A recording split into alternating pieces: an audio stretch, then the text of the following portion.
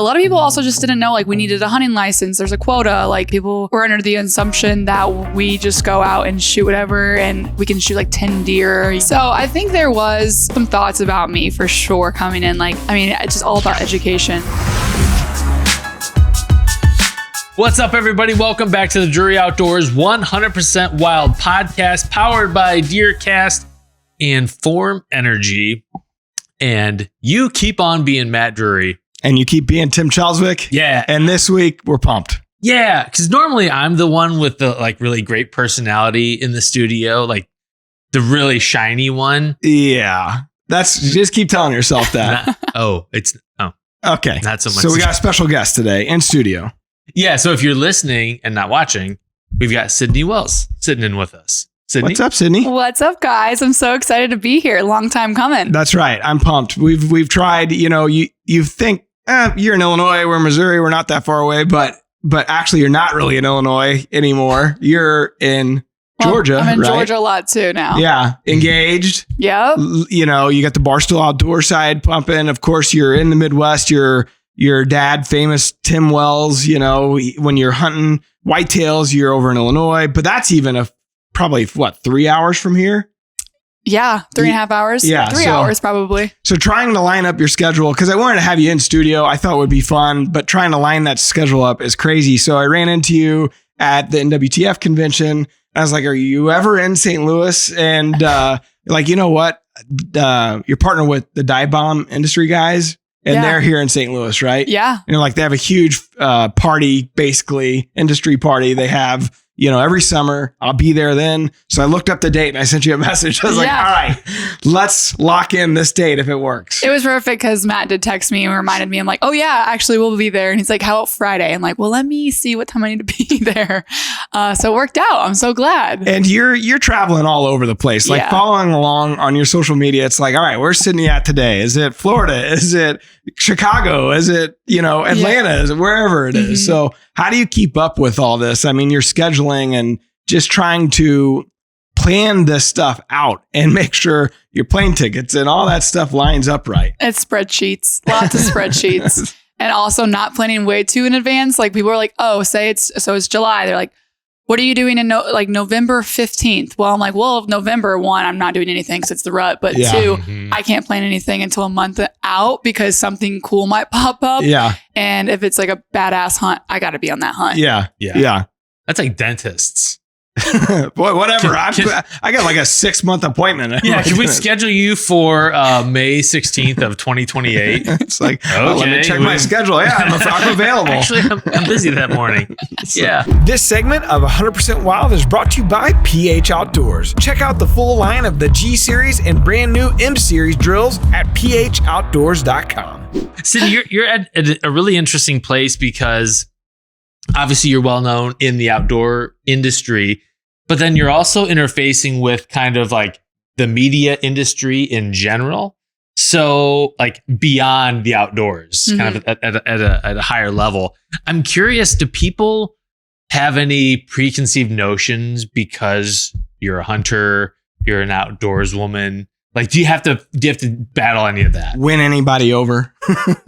Like as in, oh, you're a hunter. Yeah. This isn't a good thing. They're like, oh, you're actually smart. I thought maybe you wouldn't be. Or, just some of those preconceived notions people have about people that are not hunters have about hunters. At first, I think so. Like, especially going into Barstool Sports where majority of the people are not hunters or they don't really fish or they maybe fish a little bit.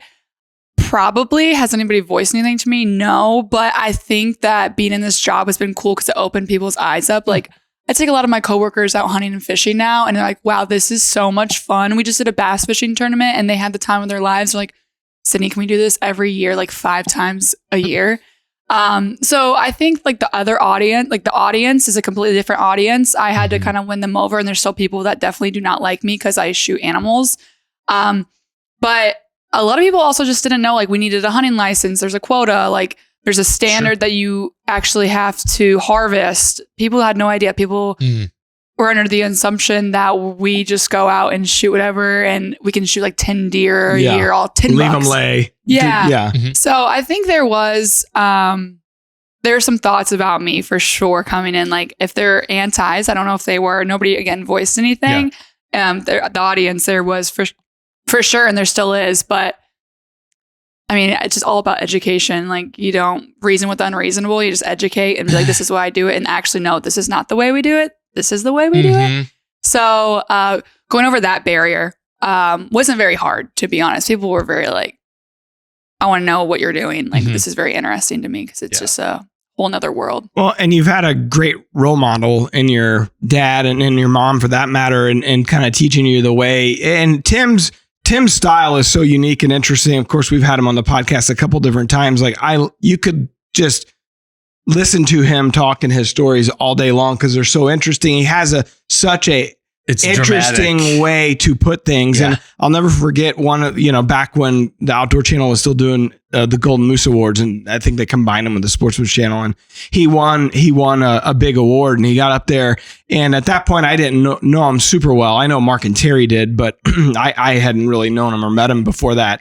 And I was fascinated. His speech was so eloquent and it's nothing that he prepared. Like it was just off the cuff. And he was talking about his, maybe a third grade teacher or whatever said he would never amount to anything, or, like real mean. And like, it was interesting how he kind of weaved everything into this success story. And so I found it interesting that like your background is actually, you have a nursing degree, right? Mm-hmm. And you played softball for a year in college, and I don't think people would peg you as a person that necessarily has that education and that background, or your dad for that matter, because of the lifestyle that you're leading, right?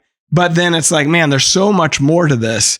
And that's what I always have liked about your family. There's so much more than just the hunting. And of course, you hear him talk about Slock and, Big Louie and all that stuff. And you think, oh, he's just a good old boy, but he's super sharp. He's a super sharp business person. Mm-hmm. And so are you. And that's what I've enjoyed watching along the way. Like all the Barstool stuff. It's interesting to see all your sponsorships and collabs and all that stuff. Like you're putting that stuff together, aren't you? Yeah, we do.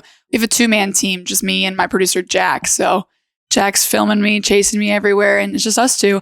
We, of course, have like sales team and other people we can go to when we need stuff. But yeah, it's just Jack and I. We run the whole thing. So growing up with your dad, obviously, probably much like Taylor, much like myself, you're around it all the time, and you probably can't help but kind of be wrapped into it. At what point did you ever think, I'm going to be more of a girly girl, or I'm going to be more of an outdoorsy girl? Or was there ever even a thought to it? Because like, you're just living this lifestyle. You guys, live on the farm and doing all this stuff. Like you're fishing, you're hunting, you're doing it every single day. Yeah, I am doing it every single day. I definitely am a girly girl. I get that from my mom. My mom, Carrie. Oh yeah, she's awesome. She's the kindest person ever. And she likes to do her hair and makeup. So I got that part from her, and I love to shop and all that thing. But yeah, like living on the farm, growing up in Central Illinois, small town, everybody is barefoot running around. So naturally, like I just grew up, and even in college, a lot of my friends were like, she is a redneck. Some people in the South, when you say redneck, it is offensive, but I feel like up here in the Midwest, like this is different up there. But I guess that goes back to, I guess I misunderstood maybe the question first. Like people think I'm dumb because I'm a hunter. Yeah, I mean, I know I've certainly gotten that before. I've heard someone actually told me like, Tim, you seem smart, but you hunt, and they could not rectify. See, I don't think I understood the question because I've never gotten that. Luckily, good. Yeah. Good. Well, I mean, it's Tim. Yeah, maybe I'm just like around the bubble of appearing smart. But to be honest, that is so true because people could be like, "Oh, she's uneducated because she's a country redneck."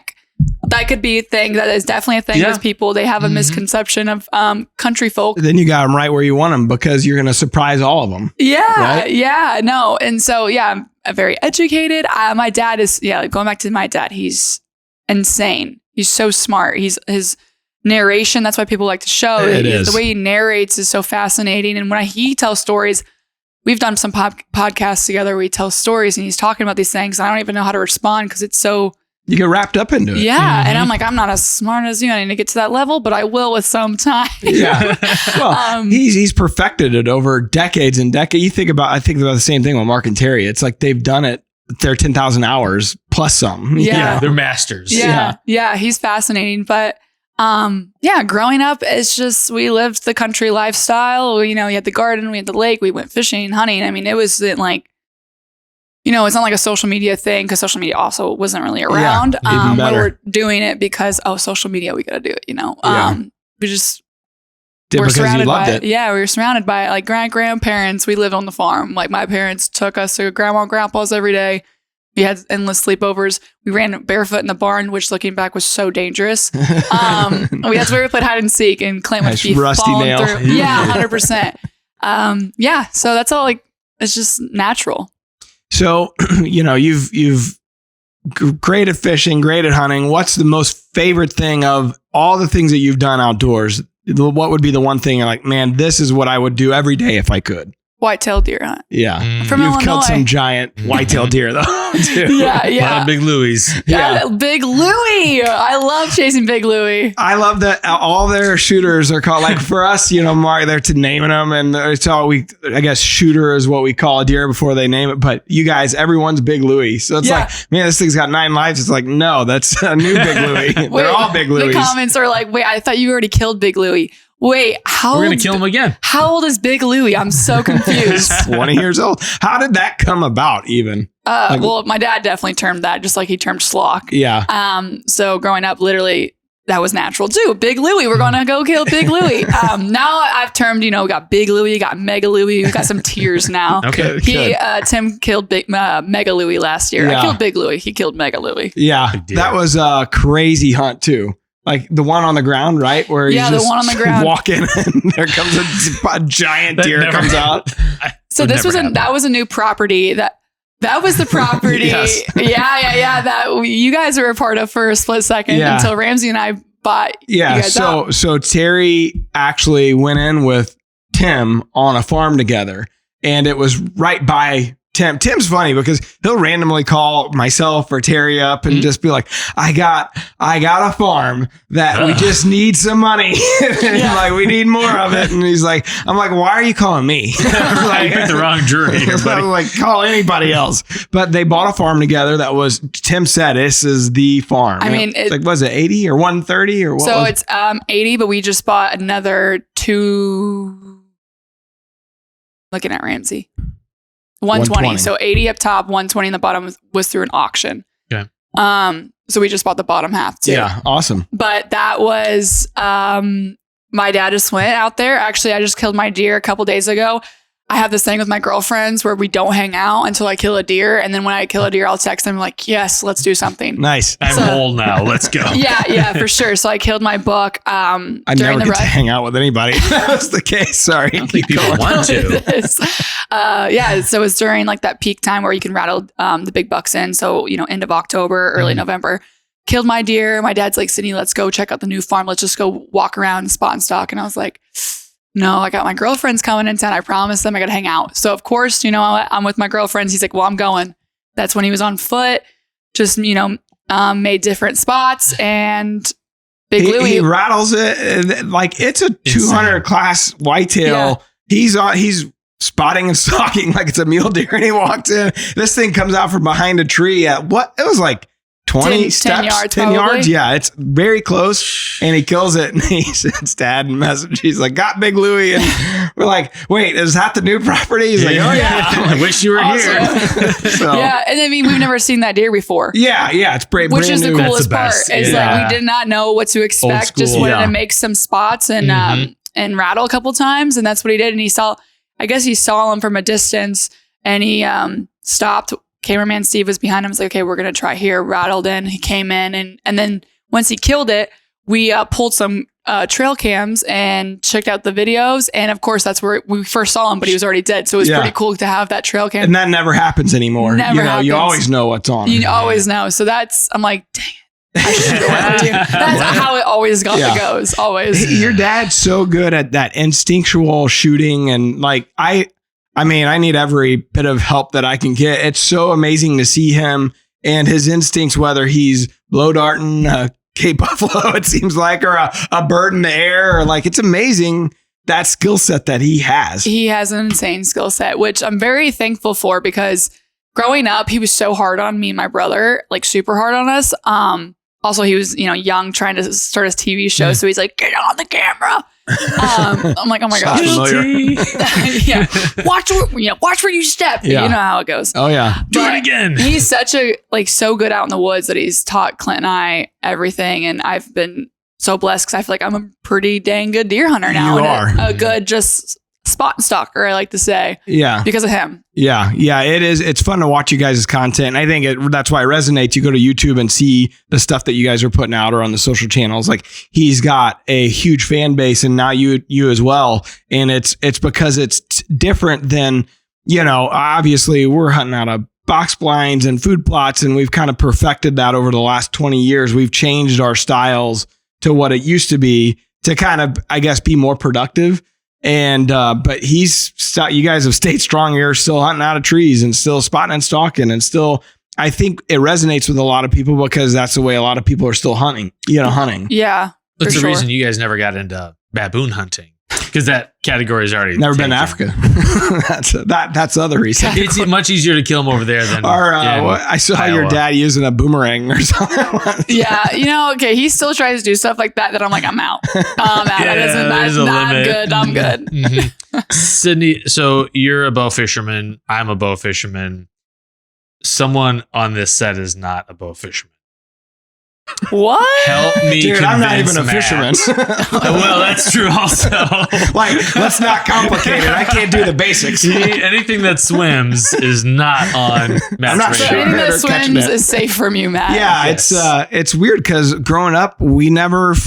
It's weird now looking back, because if I go to Dad's like during turkey season, they'll be fishing in the farm ponds, and I'm like, where were you when I was a kid? But that's a whole different topic, because it could have been, where were you in general when I was a kid? The cradle and the silver spoon. Right. It was working. But he was calling all the time. Yeah. So I never fished. I mean, I could probably count on two hands the amount of times in my entire life that I've gone fishing. And so, in my entire life.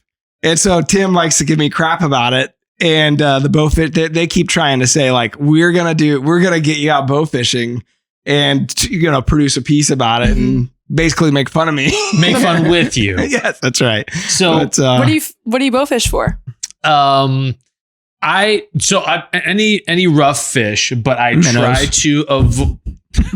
I try to avoid. I don't know what I'm talking about. Just here recently, I've taken the stance I'm not shooting gar.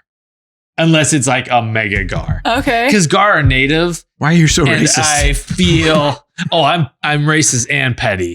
There's like layers of it. What gar do to you? Well, no, I don't shoot the gar. The gar go unharmed because they're native. Oh.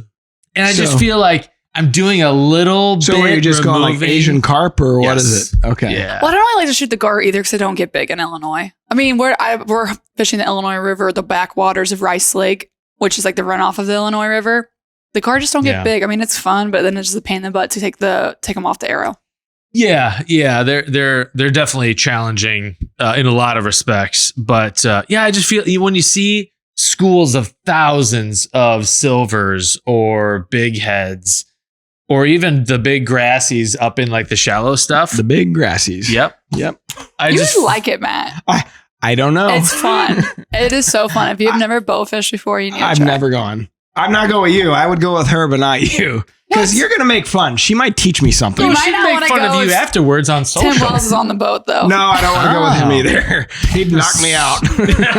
You pansy. Yeah, he'd be very embarrassed of my skill set. It is gross. Like, I mean, it's slimy and it stinks, and the fish are usually bloody. And if you gut shoot one, then it's so fun. But you guys shoot the big buffaloes. Like, we go up to Wisconsin every year during the spawn. The spawn's like in a small window of 2 to 3 days. So we'll go up there and shoot big buffalo. Man. And buffalo ribs are really good. So we'll fillet them all and everything too.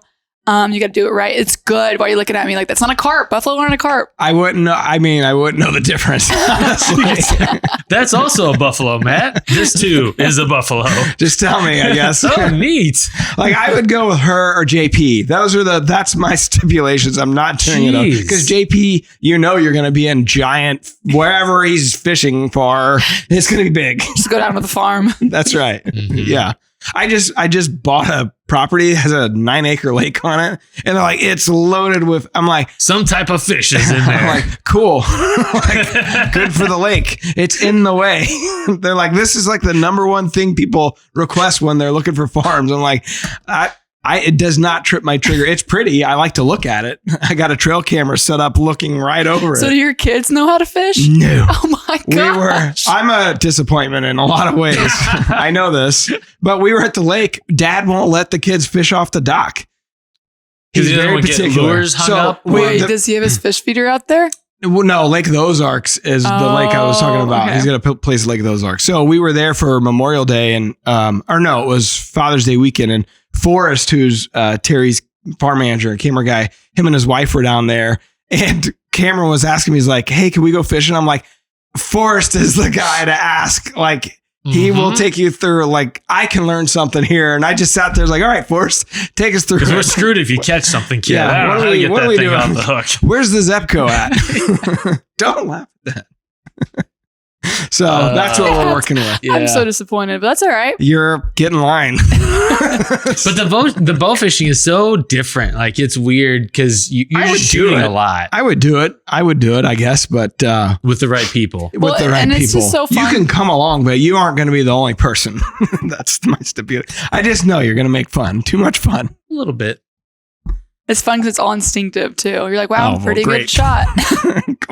Which is also crazy. Like, to hit a fish that maybe is this big at 20 feet with no sights, but then you have a buck in front of you with a kill zone of about like that, or an elk, and sights that maybe a large, like the size of a 5-gallon bucket, and you still miss, but somehow you just get dialed in. Like, that instinctive shooting is a real thing. So it's all instinctual. The bow fishing, it's all instinctual. Yeah. You're just drawing back and letting her rip. Yeah. Well, where are you generally? So like, that whole depth perception, and because I have shot like archery where we go through a course or whatever, like a TAC type of event where they have one where you have to shoot into the water. A 3D course. Yeah, 3D course. And that depth perception is much different, like where you need to aim versus where it goes. So how do you pinpoint or pick out your spot? It's practice. It's got to be practice. I mean, to be honest, it's hard. Like, it's after so many reps, and you understand how deep they are. It's, okay, I got to hold this low, and then it's all instinctive after that.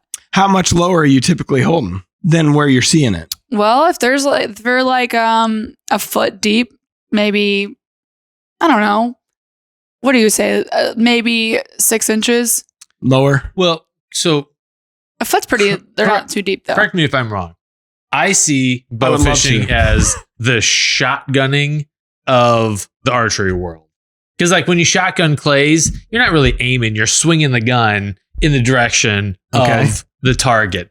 So it's not like rifle where you're precision holding on a target. You just establish the swing, and the same thing with bow fishing is you're not even really aiming. You're keeping your eye on the fish, bringing the bow up, and then letting her rip. So you got to be a good clay shooter, huh? That's not good at that either. Not great. You're a better shotgun guy than probably a rifle guy. I don't know, Tim. I don't know about that. I mean, you shot with me over at Olin. We went over. You shot pretty good. Okay, you killed some clays. But then you're shooting with like Danny. What's her name? Donnie or whatever. The Winchester. The Olympian. Yeah, the Olympian. Like, she had like shorter hair. Yeah. It's like, man, she's really good. She was asking me for tips, I think, if I remember right. I don't remember that part. Could be wrong. Yeah. But anyway, I think you would get a kick out of bow fishing. Maybe we make a day of it and do clay shooting and then go bow fishing. And what else can we do? I don't know. Shopping? I'd be fine. Shopping. I could probably do that. Go spend some money. Well, keep the bow fishing stuff coming. I love it, and especially the big buffalo. What were you doing down in Florida this past couple days? I was fishing in Marathon, one of the keys, with some coworkers. So we had 3 days had some coworkers come in. They went fishing for the first time for mangrove snapper, mahi. We try to catch some swordfish, but let them kind of experience saltwater down in the Marathon Key before. Are you going far enough out to where like people are getting seasick, or is it just people could get seasick, but nobody got seasick, thankfully. I'd be more like one of your coworkers. I think it would be a good way to put my skill set in fishing, bow fishing. I'd be like a coworker. You're like, I'd be taking you on an out of office. I'd be taking you out on an. Oh my gosh, am I okay? I'd be taking you. Where are you taking me? I'd be taking you on an Out of Office, which is a series I do for Novice. Yes. I'm that guy. Yeah. So me and Matt go on an Out of Office. I'd love to do it. Drink water. Yeah, okay. And he's gonna have like rubber gloves with him. Hey, I mean, at least Sydnie, I don't pretend to be. Can you take this off the hook for me, please? This is embarrassing, but hey, at least I'm not pretending to be somebody that I'm not. Really, it comes down to who would you prefer making fun of you? I was, I'd rather have her probably because I got to see you all the time. Sydnie Wells teaches Matt Jury how to fish. Hey, how to throw a spinning rod. I think you'd have your work cut out for you. Yeah, honestly, I would pay to see that. That would be great. Okay. Well, I think that's all the time we have for today. Make fun of Matt. We dumped on Matt enough, so anytime you want to come back and do this again. It's shameful, I know, but I have other skill sets. That's great. No, you do. I can't think of them I'm right a great now. dad. Okay. That's right. You have children. You procreated. So you got that going for you. That's right. There are other things for sure. I don't know why I do the podcast because this is how it goes every episode. Tim treats me like crap. It's a great dynamic. Yeah. Yeah, I am not a good person. And this just allows me to like say stuff. You know, he's from Illinois originally. Really? Where at? LaSalle County, up by Starved Rock. Oh, so north. Yeah. Yeah. My mom's family's from the Peoria area, and I know that's kind of that's near neck of the woods. Canton, Illinois. It's about 40 minutes from Peoria. Yeah. West. Illinois boy, Missouri man. When we go over to hunt in the fall, like we're always trying to meet up with Tim at a bar for dinner or whatever, and it never works ever. He's also like not the bar guy. Well, Terry is. I know, it's so funny. We love hanging out with you guys. He's my dad. You know, everybody's just throwing him back, and he's throwing back his water. Yeah, good for him. He's smart. So I'm not the only boring guy. That's good. But his personality makes up for it. Yeah. Oh, that's true. Yeah, not good over in this area for that. He's like the sober friend that you don't know that's sober. For sure. He's just crazy all the time. And sometimes he just sits there and smiling like, oh my gosh. So what's the most embarrassing thing he's ever done while you guys are in public? Oh my gosh. Ooh. Matt, you should have asked me that question earlier so I could think about it because there's so many. Most embarrassing thing he's done in public? He always does things. I mean, he teases people. Thankfully, 99% of them actually know he's joking. Yeah. Let's get back to that. Let me think about that. Okay, you think about that one. He's always doing stuff that it's like so normal now that I can't even... He also, I don't know how he's so successful because he literally instinctual shooting, low darting he buffaloes. Does not know how to run social media. He has called me. I forgot my password. I'm like, what do you want me to do about it? How do I reset my password? I'm like, I don't know.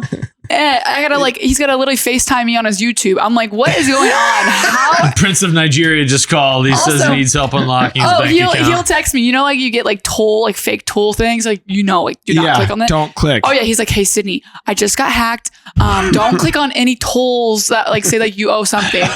Perfect. Yeah. So that's maybe why him and Terry get along so well. They're kindred spirits in technology. We call Terry T-squared, Terry Technology, because it's so terrible. He's so successful on all socials. And then I'm just like, he'll call his like social guy, his marketing guy, he'd call him and be like, hey, Andy, I just posted something. You might want to check it out to make sure I don't get striked on it. It's like blood everywhere. And he's like, why are you? I told you, Tim. He does not care. I don't know why I'm suppressed.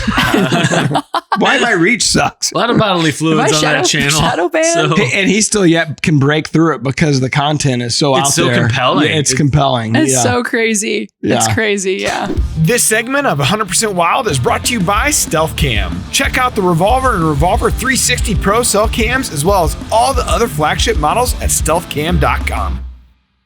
So as you graduate school, what are you doing when you first graduate? Are you hunting for him or working for him, or how do you end up breaking out into the Barstool sports then / Barstool Outdoors side? Yeah. Okay. So I graduated in 2020 from Illinois Wesleyan in Bloomington, Illinois.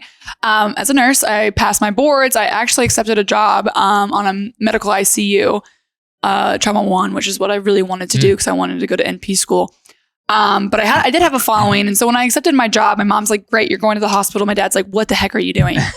Like, you're young. Let's go travel. Like, you're getting your following just going up and up and up. I want you to travel with me and work for me, the Slock Master Department, where you get paid nothing. It's experience. You're being paid in experience. Yeah. So after college, I worked immediately for my parents. I was in the Slock Master Department doing all the customer service and all the packaging. I was packaging spears, blowguns, hats, shirts, making things. I was like VP of sales. Wow. Okay? Moving up. And a like 10 by 10 closet. I'm like, oh my gosh, we got to upgrade here, Tim. And what was your social following at that time? I think I was about 80,000. So yeah. Use of talent. Yeah. So 80,000, 90,000. So I would be in the store packaging things up and then traveling with him. So I ended up, I accepted the job, but then I called him back. I was like, actually, I have other adventures I want to go pursue. I'm going to go work for free to pay off my college debt with nothing. Hey, I did get paid for like $16 an hour. Okay. Pretty much, So I did that and I traveled, and then, I really was like, wait, I'm seeing good things come of this, and I want to be my own thing, where I loved working with my dad, but I didn't want to work. Like, it's hard working with family. You probably know that. It's a challenge. And also I was like, I don't want to be just Tim Wells' daughter. I want to have my own experience. I want to do my own thing. I want to be Sydnie Wells. Like, if I'm going to do this, I don't want to just be in a shadow. And so I was praying about it a lot. And I was at Oklahoma deer camp, just shot a drop time buck, hanging out. And I was talking to my cousin. I was like, I don't know what I want to do. I was explaining to him the same thing I just said to you. And then my friend sent me a tweet that Dave Portnoy put out and said, wanted new host of Barstool Outdoors. I was like, oh my gosh, that I'm getting the job. I literally can do that. Like, and I would be good at it. I have all this experience. And so I sent in my resume and I emailed them, and I told my parents, I was like, oh my gosh, this is such a big, they had no idea what Barstool Sports was. And they're like, Sydnie, brushed me off a little bit. I'm like, you don't understand. And so a month later, I got an email back, and then I had an interview and I got the job. Whoa. So how many people, I wonder, did he ever tell you what was the interview process? Were there, I'm sure, several candidates? And yeah. So there was a ton of people. I think they had hundreds and hundreds of people send in emails. Yeah. I think they probably interviewed 15 people. Once upon a time, they showed me the list of people, actually. And I just remember talking to them. I talked to, his name's Gaz. He's Dave's right hand man. I talked to Gaz, and then I was like, I'm going to be the best hire you have. And he was just like, yeah, can you meet with Dave next week? And I was like, okay, I got the job. I got it. I was very confident though, because I feel like I could do a good job and I know the space. Also, I was 23 or maybe 22, 23. I was 23 and I followed Barstool and knew both sides, and I was very excited and eager, and I got the job. So I talked to Dave, and he's like, yeah, cool. Originally, I was supposed to be hired with another guy, which not a lot of people know that. It's supposed to be 2 people for hosting Barstool Outdoors. Yeah. The other side, it didn't work because some things popped up, but yeah. Here you are. It's amazing. I love Barstool content. All the guys in the office here do. I mean, that's obviously, it's a very male demographic, that they're targeting. And I love all the content, but you're specifically in that Chicago office a lot, which I feel like most of the best content's coming out of there now versus New York. Yeah. It's really switched around a lot. Mm-hmm. No, well, everybody pretty much moved. I mean, this New York office is still great, but the Chicago office is just a fantasy factory. I always like to say Rob Dyrdek's Fantasy Factory on MTV growing up. It's like that, but obviously a different level, completely different, but still we got a basketball court. We got a big kitchen where Chef Donnie's cooking up and doing content, any content you can think of, we're doing it. Yeah. And being in Chicago makes me so happy because it's in the Midwest. It's in Illinois. Yeah. When I first started at the Chicago office, it was in a small office on Belmont Street. And there was probably 10 of us.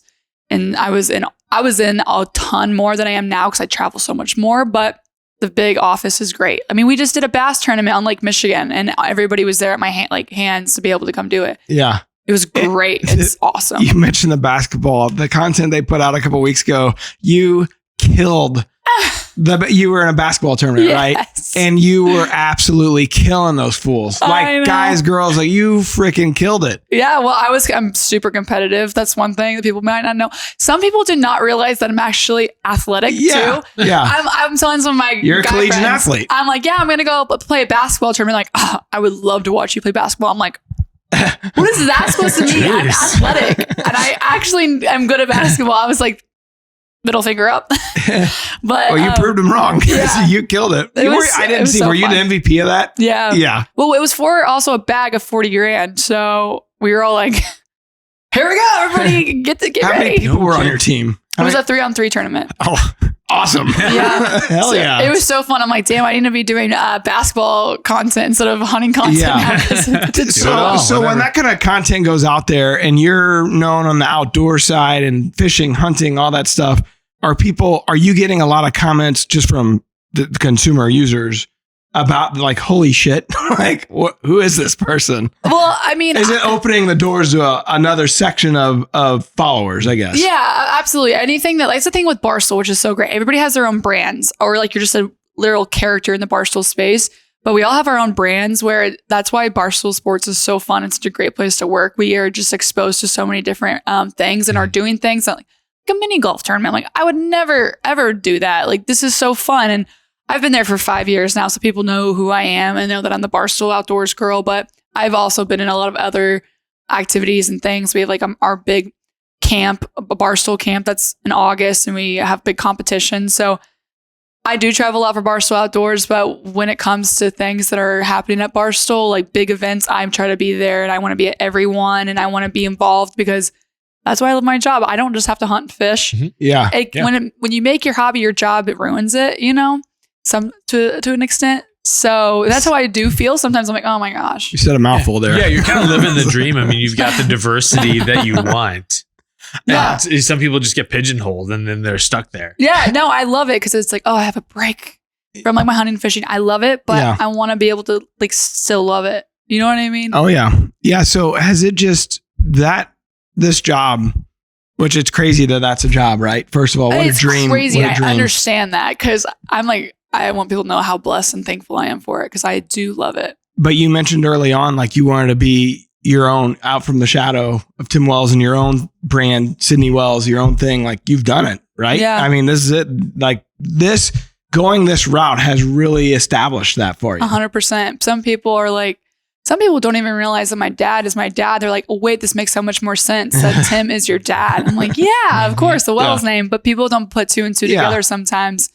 Then there's still those like diehard Tim Wells fans that don't, oh, you're Tim's daughter, which I'm Tim's daughter. I'm so proud to be that. But yeah. You're not going to disown him. Yeah, absolutely. I'm so proud that I'm done with that phase. I did. I'm my own person. I wanted to prove myself that I'm a good outdoors woman. Yeah. Even though like I don't need my dad now, but he's taught me the way. And here I am. I can be solo out in the woods or on a boat. Yeah. Awesome.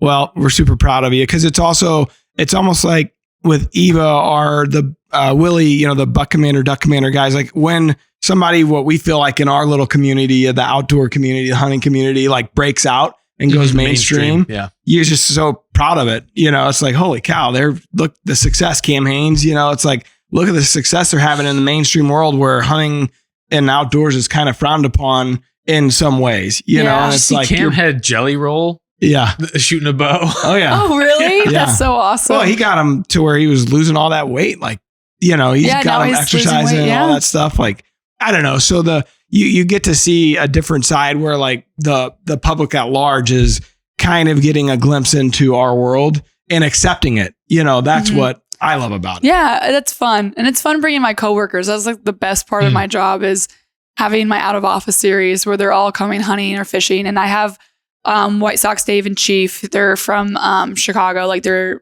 been in the Chicago office forever. So they were always Chicago guys. Yep. When I first started, they came hunting with me for the first time. Dave shot his first whitetail, and then Ryan just shot his first deer with a bow this year on the property. So they come to deer camp like every year. Sometimes I'm not there. My dad just puts them out. I bet they think, shit, I wish Sydnie was here as a buffer. What's he going to do to us? No, my dad loves him. And they love my dad. They love him. So, and they call him the Slock Master. So it's, I bet they think he's a damn cartoon character. They love him. No, my dad thinks they're the cartoon character. Of course. If you knew these guys, if you knew White Sox Dave, you'd be like, this makes sense why you're hired at Barstool because you're crazy. Yeah. He's awesome. These are my favorite people there. But yeah, they love to deer hunt now. It's so fun to see. That's kind of how we make inroads, like person to person, relationship to relationship, introduce them to the lifestyle and the pursuit. And typically, if you're a good person, treat them well, and they have a good experience, you have a new ally. Whether they continue on or not is a different story. Yeah. They probably will. Well, and they go back to the office or they go on their podcast and they talk about how much fun they had. Yeah. And what they learned. And I love that. It just makes me so excited and happy. And honestly, it makes me enjoy doing content because it's teaching somebody and watching them get excited makes me excited all over again. Because sometimes when you do something so many times, whitetails, I'm always excited. Yeah. Like sometimes fishing, I'm like, oh, this is cool. But when somebody else sees it, you're like, okay, wait, this was really cool to experience all over again through somebody else's eyes. What's some of the biggest hurdles when you do the out of office series? Or like fishing's one thing, but taking somebody hunting is a lot harder from a standpoint of like, it's I think a little more serious when they take that life. You know what I mean? Yeah. So what are the things you got to take these guys and gals through to lead up to the hunt? Yeah. Well, when we go duck hunting, I've taken some duck hunting and pheasant hunting. It's always about gun safety because that's something that's super important to me. It was nailed in my brain as a little girl. Yeah. So obviously it's a little paranoia when they have a gun in their hand for the first time. I'm like, okay, gun safety. But I don't also like bring anybody to go hunting unless they are really interested in it. It's like up to them. Like I put feelers out like, are you interested in this? And then they, yes, great. If they're like, I'm like, we'll try something else first. Yeah. So yeah, it's always like gun safety. And then I honestly, when I set things up, I take them to like a really good outfit, or if like Ducks Unlimited, we always do like a content trip every year, and I'll bring in people out because I know Ducks Unlimited, they have good relationships with some good outfits. And I'm like, this is a great time for them to experience something honestly great. Because when you take somebody new, you want them to have a really good time. So if it sucks the next time, they know what it's like when it's awesome. Yeah. They're spoiled for sure. Yeah. The first time out, if it's slow and nothing's moving, you don't see anything, that's a tough break. Yeah. They're like, wow, this actually sucks. Like my friend Megan went with us turkey hunting. We had Megan and Kelly. Kelly shot a turkey. She was like, holy cow, I can't believe I just did that. And then Megan didn't shoot one, but she hiked and it was like public and door knocking. Tough. And she's like, I never want to go turkey hunting again. I'm like, crap. Where the hell was your dad at this? Like, he's like, this sucks. And she was like, this sucks. She was not having a good time. I'm like, well, what state were you guys hunting? We were in Tennessee, which is kind of crazy because there's a lot of turkeys. Yeah, that is kind of crazy. I think where we were at though, there was more pressure, which I didn't realize until we started seeing other people going on the property we were hunting at. I'm like, oh, they have permission too? That's the reality though. I mean, it's not always great. She's a good trooper though, because she goes on a lot of trips with me. She was just a marathon. She loves to fish. So her content's fun to watch too. I mean, what's her specialty? Gambling. She's like, I love Barstool. She's so good she watches sports. She's good at knowing and she's like making the picks and all that stuff. Making the picks. That's right. Yeah. Tweeting a lot. Yeah. So working at Barstool, with Dave, like the Dave that you would see, the reason why I like watching his content is because he's so freaking out there. Like he's just like, he might be screaming at an employee at one point and then doing something crazy good for the community at another point. Like what's the craziest thing or encounter, if any, that you've had with Dave? Oh, for me personally, I haven't really had any crazy encounters because he's like, if you don't hear from Dave, it's a good thing. Yeah. Yeah. No news is good news. So he likes to fish now. He's been bass fishing, so I'm going to try to get him to go fishing because he is like, oh, I do not want to do any hunting. I'm like, it's fine. I'm not going to push you to do that. One time I tried to have him try like elk jerky. He's like, absolutely not. Get that out of my face. I'm Put it on a pizza. I'm like, okay. But I think he's starting to warm up to fishing and I think the outdoors because I just saw him post, like, it's like the Nantucket Way today. I saw him on a story somebody caught a giant tuna and then he was eating fresh tuna. I'm like, okay, you're into this world now. Yeah. What has changed your mind? But I think it might be a fancy world, but he's there. He did go bass fishing though. And I was like, wow, this is so great. He went fishing. I texted him and was like, so scale 1 to 10, how enjoyable was it? He goes, 1. I went, but I didn't like it. I feel like they didn't catch any. It's probably one of those things they didn't catch anything but one bass because he held it up. I'm like, did you actually catch it, Dave? So I don't know, but I did this bass fishing tournament and everybody caught a ton of smallmouth bass in Lake Michigan. So that was very like everybody had a great time. So now, did you fillet him? And no. It was catch and release. Okay, weighed him right there and then threw him back. Gotcha. So we weren't going to mess with any live wells. Yeah, because I would think if people would try fish fry, they'd be all in. Oh, yeah. It's hard to say no. We had a fish fry in the Chicago office. I was fishing with my dad in Central Illinois, caught a bunch of like bluegill and crappie, filleted them, took them up to the office, cooked them in like Andes, and then had them all try it. And everybody's like, this is the first time I've ever had fish like this. Yeah. Like any crappie, any panfish. Probably they've never had anything out of a lake. Anyways, like, this is the best thing ever. That's right. It's hard to beat fried fish. I forget people do not live like us. Yeah. Well, and think about it. I mean, if you're in Chicago, the restaurants and they're not, it's going to be salmon. It's going to be something fancier. Maybe lake trout. I don't know. Yeah. Crappie and, bluegill. Yeah. In my previous life, I did a wild game barbecue for the people I worked with. And they're all like in the nonprofit sector, very like secular humanists, socially progressive, and this one lady who was vehemently anti-hunting but still not a vegetarian tried some backstrap that I'd done on the grilled venison backstrap, and she was like, I'm a little more okay with this hunting thing. Yeah. I mean, it's funny, like that's how principled like she was. It tastes good, so maybe it's okay that you hunt. You're like, maybe this makes sense now. What is this web of logic in your mind that is causing this? But let's go with it. So what's up next for you? I mean, traveling all over the place. You're only a month out. So what's the next month look like for Sydnie Wells? So the next month, which would be August. When does this air? This will air next week. Oh, great. Okay. So next month. So I guess next week, while you'll be listening to this, I'll be in Boston. I'm going to an oyster farm. I'm going to do some farm to table stuff. Awesome. So that will be pretty cool. Do you like oysters? I love oysters. I can't. I wish I did. So I didn't really like oysters before I tried them, but then my fiance Ramsey and all of his friends love oysters. So then I started to have them more. I like vinegar in my oysters. Okay. And I like just started to love them. With cheese. Lots of cheese. Oh, no. What? Oh, no. That's good. That's a good style, right? Ramsey, come on. Deep fried. Well, so there's a place called Broadway Oyster Bar downtown St. Louis, close to the stadium, Busch Stadium. And they have the best oysters, but they'll have they got like 10, 15 different types. See, I just feel like I could never have oysters in St. Louis. Yeah. They got to be getting them fresh from somewhere. Oh, they're probably flown in. I'm sure it's fine, but just well, I'm eating them baked, so mental side whatever may have killed you is getting kills. Well, we order them from Island Creek Oysters out of Mass, so cold water oysters, and they will send a whole bag, and you can put them on ice, and we do them at like parties. So what are they freeze dried? Coming in freeze or like what are they? Yeah. Freeze dried box. Yeah, they're good, fresh as can be. So that's what I'm doing. I'm going to go to Island Creek Oysters. Big fans of them. So I'm excited just to see their operation. And then next month we have our big camp, Barstool camp up in Wisconsin. So much fun. I love that. And then I'm going to Alaska with my friends over at Browning. So, Rafe and yeah. Awesome. Yeah. So we're going to go to Alaska for a couple days, couple weeks. Yeah. What are you guys hunting? Okay. I always misspell it. It's the bird up there. It's like upland. Ptarmigan.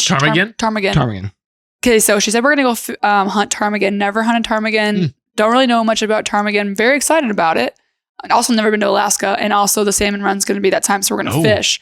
I am so excited. Getting it all in. I am so excited. I cannot wait to be in Alaska.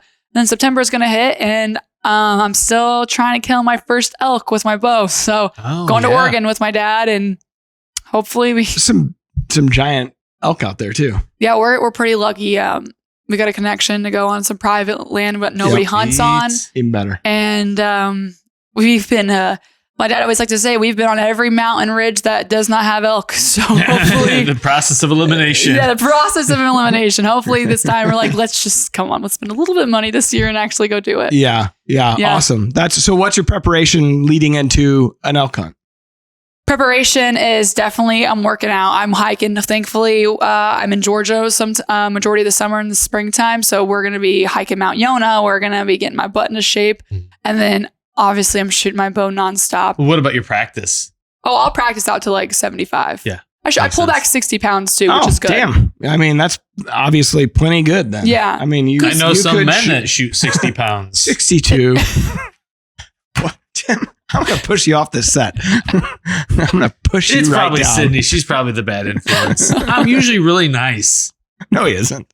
But no, that's so realistically, you could shoot the further distances. I mean, at that poundage, you would be able to shoot 70 yards if you really wanted. Yeah, I would not do that. To be honest, on my first elk, like I don't feel confident enough in doing that.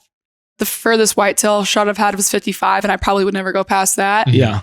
So, but I practice out further because it does. Is the more confident you get further, you're really confident, closer.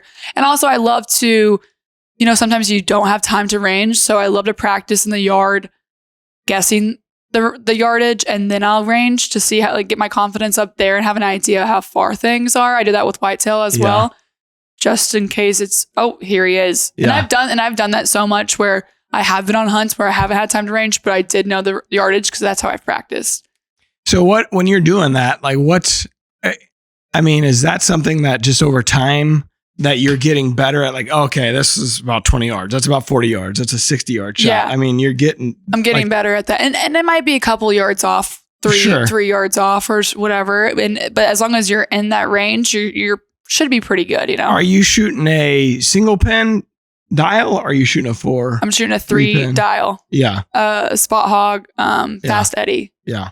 And I've tried to go to a single pin. I just have more confidence in having those 3 pins because I can do 20, 30, 40. Yeah. Mm-hmm. And so if I want to put it to 30, 40, 50, like I just feel comfortable and I'm able to shoot that gap, especially like when I shot my buck 2 years ago at 55 or however far it was, 50. I think it was 55. I had it to 45, but I practiced putting that last pin at a certain distance and no. So you just held high. I held right on his back. Damn. Yeah. You got that Slockmaster bloodline. Yeah. Instinctual. And I was calm. Luckily, I think because my first shot, I missed the first shot. Oh, okay. At 35, hit a corn stalk. Well, so you probably wouldn't have missed it. Yeah. Just bad luck. I missed it because I hit a corn stalk right in front of the vitals. And I was excited there, So he ran out a little further. And then I was calm because I'm like, oh crap, I missed this deer. So I was nice and calm. I didn't pull back until he looked away. He stopped. He blew. When that happens, they're going. Right when he blew, I let the arrow go. Which I got him. I'm like, and that was like a 185, wasn't it? I mean, that was a big deer. Yeah, it was a 9-pointer. It wasn't a 185. Was that last year's then? Didn't you just kill a giant? Last year's I killed 2. They were big, but the year before that, I killed my biggest buck late season, like 2 days before season was over. My first deer was during the rut, and that was a 9-pointer. We don't score our deer, as you know. So I think we had asked your dad on the one on the property that's area, and he's like, we don't score him. He's probably 200 inches. I'm like, holy shit! Maybe just score this one. We don't score a deer, and I'm always like, how big do you think he is, Dad? Like, I don't even know how to score a deer because I've never seen tape.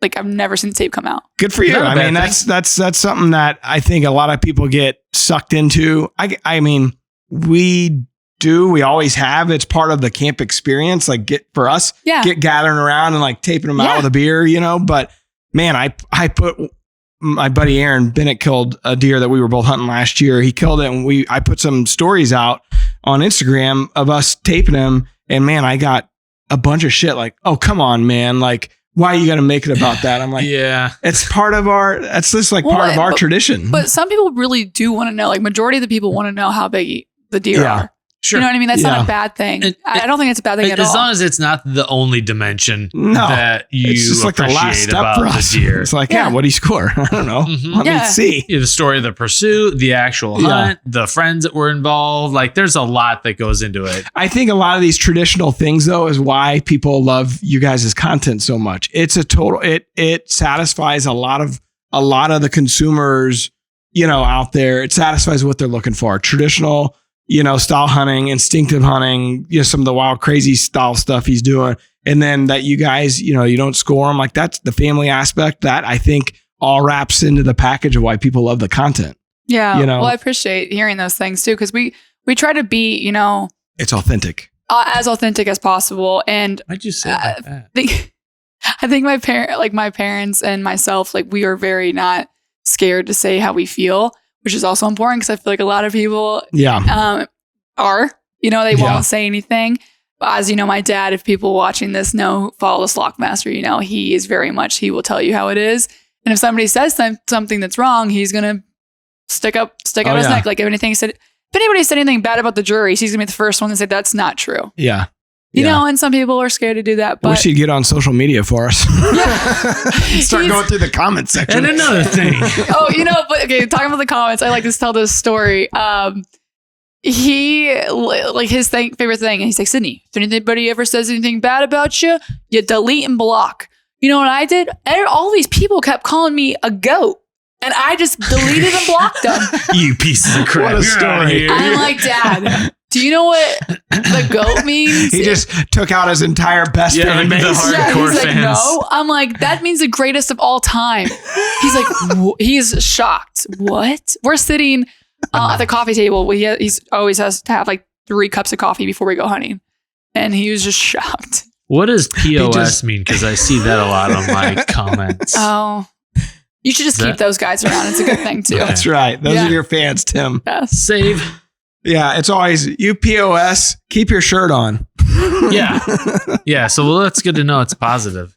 He runs you a POS, lot. stop saying that you're such a good bow fisherman. Yeah, that's right. And I am. So you mentioned the crazy stuff that your dad says. We have a fun segment for you.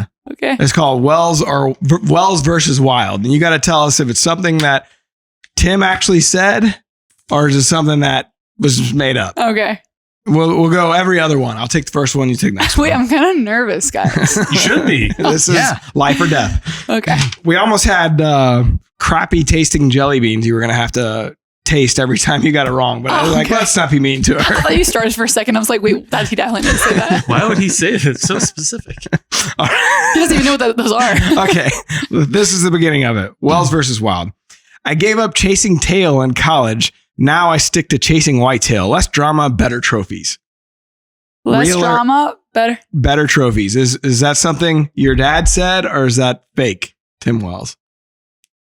The beginning, he definitely would say. That's why, but at the end, I don't see that he would say that. Wells versus Wild. Say it one more time. I gave up chasing tail in college. Now I stick to chasing whitetail. Less drama, better trophies. True. Fake. Gosh darn it, I knew it. Less drama, better trophies is what got me. Gosh darn it. He would say the beginning. Okay. Wells or Wild. My wife said, it's me or hunting. Choose one. I told her I'll miss her dearly. I just hope she leaves me her venison chili recipe on the way out. Not him. Fake? Fake. Correct. Ding, correct. Yeah. Dang it. I wish I knew the first one was fake, but you got me. That first line was Tim Wells. So that was good. That's right. Okay. All right. Like my grandpa always warned me, chasing tail is never a good thing, Timmy. That's true. That's true. Ding, ding. Instagram. He said it March 18th, 2024. That's my birthday, actually. Oh, wow. All right, Tim, what's the next one? Let the record show that Sydnie just said, oh, wow. Good story, Matt. That's really good for you. Everybody wish that's Matt saying, everybody on here, make sure you wish me a happy birthday on March 18th. That's right. No one else cares. Good for you. All right. I once tried hunting a Cape buffalo with a blowgun just to keep things sporting. The buffalo laughed. My underwear nearly didn't survive. No. You're on a roll now. Yep. That's right. Correct. That's the Wild, not the Wells. All right. Just moments before the throw, the old bull sized me up. Clearly, one of us was about to get it. I reckoned it was now or never, so I let her rip. Slock. Yes. Yep. Ding, ding. Facebook and Instagram mid-2020s. By the way, I used ChatGPT to do this. Did you? Yeah. I'm so pissed I got the first one wrong. Producer Jordan was like, I was like, hey, I've come up with an idea, you know, but I'm going to go look through his Instagram and come up, you know. He's like, no, ChatGPT will do all this. It will. And it did in like minutes. It's so like, good. damn. They like can do scripts and everything. It did all these fake ones. Yeah. As well. It's crazy. Wrote my resume for a new podcast I'm trying to get onto. Good luck with that. For my midlife crisis, I didn't buy a sports car. I jumped out of a tree stand with a spear onto a wild hog. Way cheaper than a divorce. No. Boom. Yeah, you got it. You got it. All right. We got two more. If God didn't want us to hunt animals, he wouldn't have made them out of meat. No. That is true. It was Wells. Facebook, circa 2021. He wouldn't have if made God didn't want us to hunt animals, he wouldn't have made them out of meat. Well, that doesn't sound like his writing. Well, it's him. See, it's him saying this stuff, though. Oh. Yeah, it's just him on his, like, it scrubbed all of his video content. Holy cow. Yeah. I thought it was just all, okay. No, it scrubbed the video content. Okay, I can see him saying that. It's creepy. That's crazy. Yeah. Oh, we got two more. Sorry. Okay. Don't try to be like me, for I'm old, crazy, and have nothing to lose. True. Yeah. That's true. Facebook, August of 24. All right, last one. I came, I saw, I slocked. I came, I saw, I slocked. True. It was fake. Now, I when I saw this one, I put it last on purpose because I was like, I could see him saying this. I could see him saying that. I bet he said too. this. That's why I'm like, I don't know that one. Yeah. All the other ones I had, like the ones that those were good. Those were good. ChatGPT. Yeah. Good for represent. So some of the ones I was like, oh yeah, true, fake. Yeah. He has a very like certain way of saying things. So when I typed in to ChatGPT what I wanted it to say, like the fake ones, I said something like, I need Tim Wells quotes that are fake but sound like him. And it's like, okay, what style? Humorous or satire, all this. I was like, perverted, humorous, and satire. And that's what it came. Some of them were really bad. I was like, I'm not going to make her go through those. I'm surprised you didn't do the one when my mom was holding up the beaver. That's the one I was trying to think of, and I could not. I looked through some of his stuff, and that's the one I was trying to think of because my dad thought that was so funny. Forrest showed it to Dad, and my dad got the biggest kick out of that Tim did that.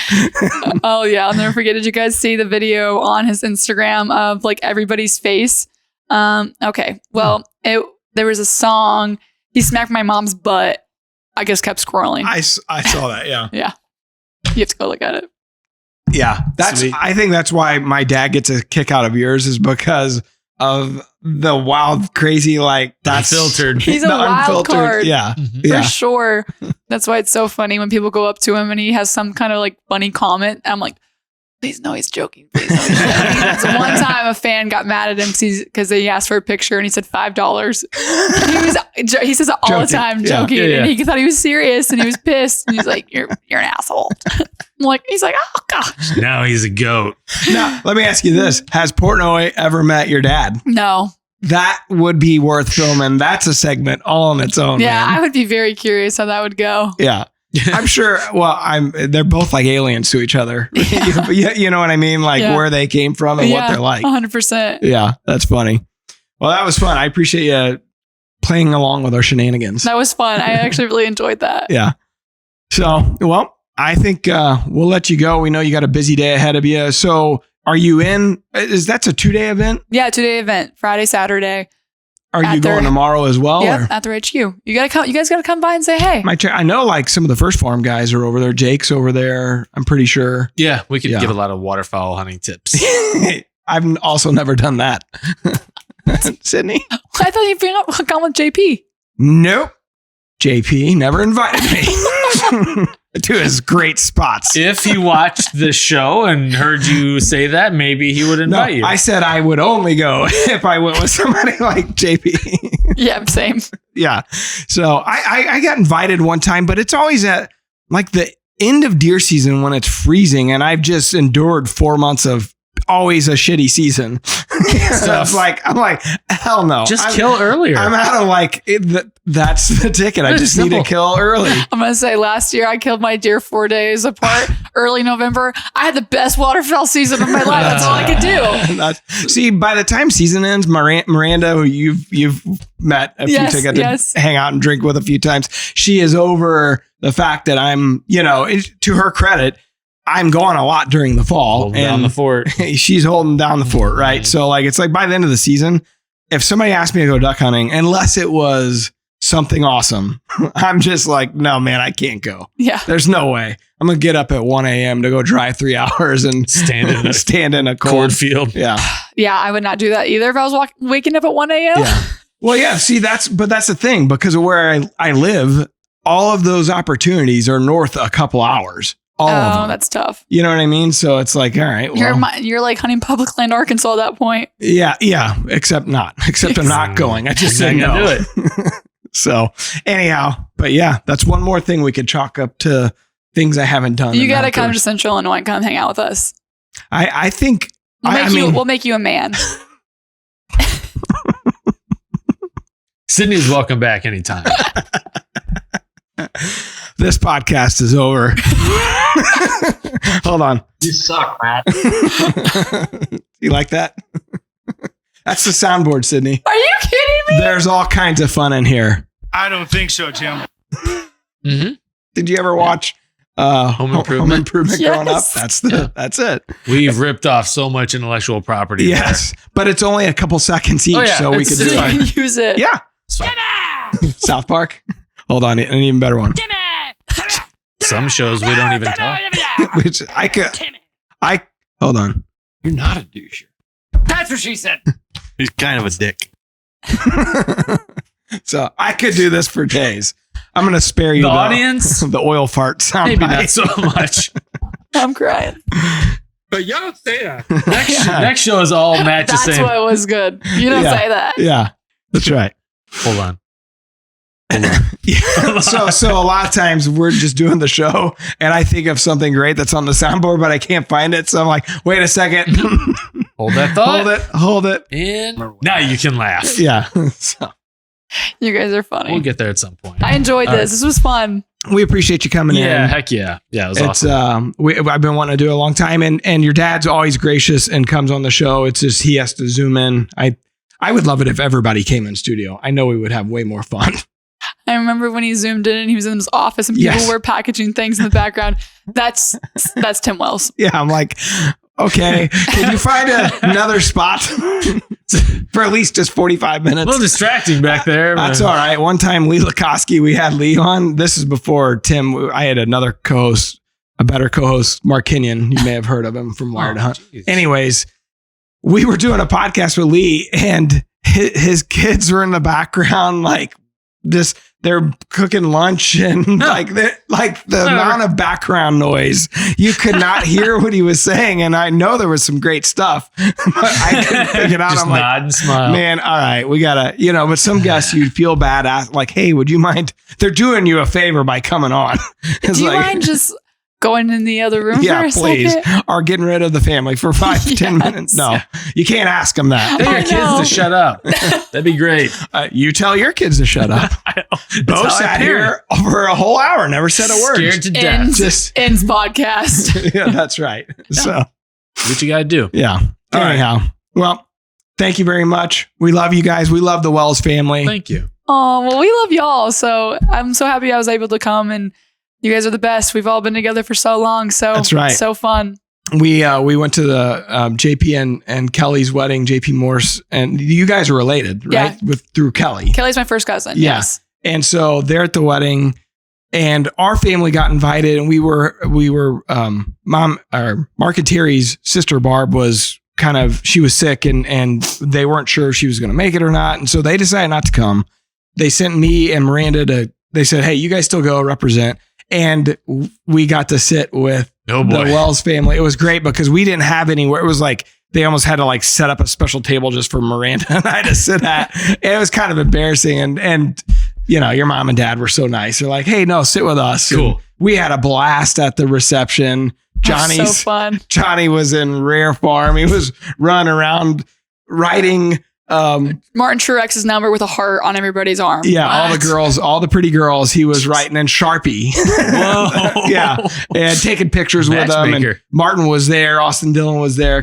So like it was a great wedding. It was so fun. Yeah, it was a good time. But anyway, so they were so kind to let us sit with them because we were like new. Other than them, really nobody else. Yeah, so, it'd be awkward otherwise. Yeah, but go way back. Maybe one day I'll be a slock master.